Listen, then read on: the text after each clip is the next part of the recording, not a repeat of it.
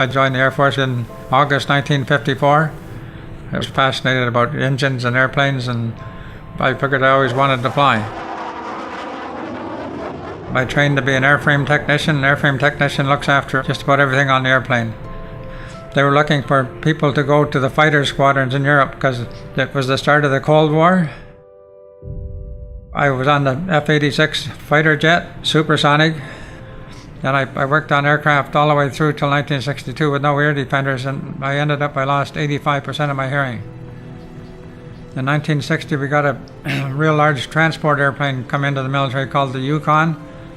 I worked on it until 1964, and then they were looking for volunteers to go as technical crewmen. A technical crewman was trained every trade on the airplane. And out of 4,400 people on the base, I was the only one with a license. I flew Prime Minister Trudeau on 3 trips over to Europe, to Moscow, and all over the place. And he used to get on with his 3 kids. He would let nobody carry a suitcase, and he was very, very well-mannered to the crew. And every time we landed, he'd tap me on the shoulder. He'd say, "Can I sit in the cockpit for the landing?" And I'd say, "Certainly." So I flew him all over the world, and then the Queen Mother was coming over, so the commanding officer said, "You're going to fly the Queen Mother because you're the highest rank on the squadron." And there's a huge hailstorm over Edmonton, so we couldn't land. The closest airport was Cold Lake, Alberta, F-18 fighter base. All the fighter pilots were in the bar at the end of the day's fly. She sat there for 2 hours drinking gin with the fighter pilots and visiting with all of them. She looked at me and she said, "This is the best stop I've ever had in my life."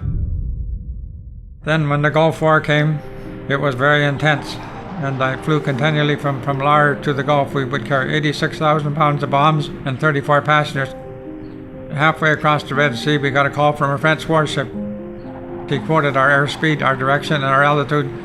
He said, "I do not have your IFF. My missiles are armed. I'm preparing to fire." I could feel that air coming up on the back of my neck. And 2 seconds later, an American warship came on and said, "Do not fire. Do not fire. The airplane is a friendly." I flew on the Caribou and the Dakota and the Otter on floats on search and rescue. The phone rang. He said, "There's been a horribly serious 2-car accident and there's no hospitals in the area whatsoever." We flew at maximum powers, close to 400 miles an hour. I think they had 8 people altogether. 2 of them were dead and the other 6 were badly injured.